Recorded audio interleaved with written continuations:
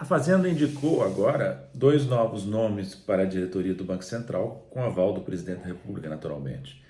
Essa é a prerrogativa limitada que a Lei de Autonomia concede ao novo governo, o direito de indicar, agora, dois dos 9 membros da diretoria do Banco Central.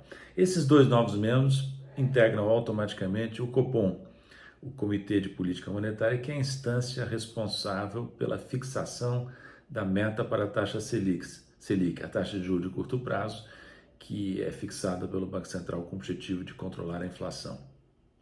Um dos dois novos nomes, Gabriel Galípolo, traz algumas vantagens. Tem amigos e simpatizantes na esquerda e no mercado financeiro. Tem aceitação, ao que parece, dos dois lados, agrada gregos e troianos, portanto.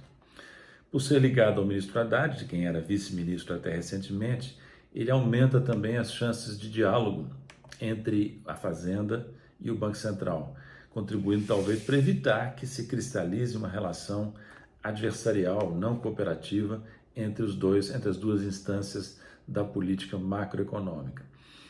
Qual será o papel desses dois novos nomes? Eles são minoria, mas eles terão condições de fazer algum contrapeso, por menor que seja, ao presidente do Banco Central e à maioria herdada de governos anteriores? Talvez sim, vai depender de uma escolha que eles terão de fazer.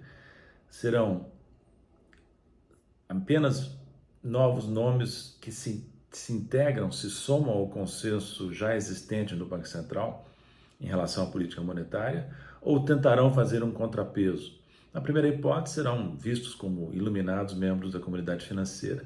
Na segunda, terão de enfrentar uma maioria hostil e municiada pela experiência e pelo hábito de tratar dessas questões. Caso os dois novos nomes sigam o caminho da independência, da tentativa de esclarecer e adaptar a política monetária a novos tempos, eles terão que enfrentar algumas questões, ou levantar algumas questões dentro do Banco Central, dentro do Copom.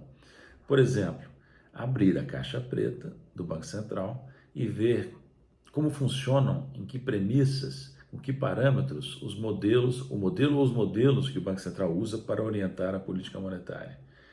Feito esse passo, uma pergunta possível é saber o seguinte: é verdade que, dadas as metas de inflação fixadas pelo Conselho Monetário, o Banco Central precisa, para cumprir as metas, praticar os juros escorchantes que tem praticado ou não? Caso se conclua que não ou que sim, permanece outra questão relevante, que é a fixação das metas de inflação. Cabe propor ao Conselho Monetário Nacional uma revisão das metas? O Banco Central tem um dos 3 votos.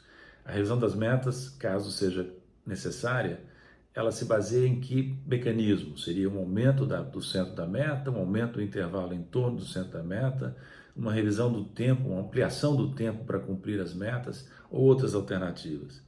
Depois cabe também considerar o argumento do Banco Central, ver se ele tem fundamento. O que diz o Banco Central?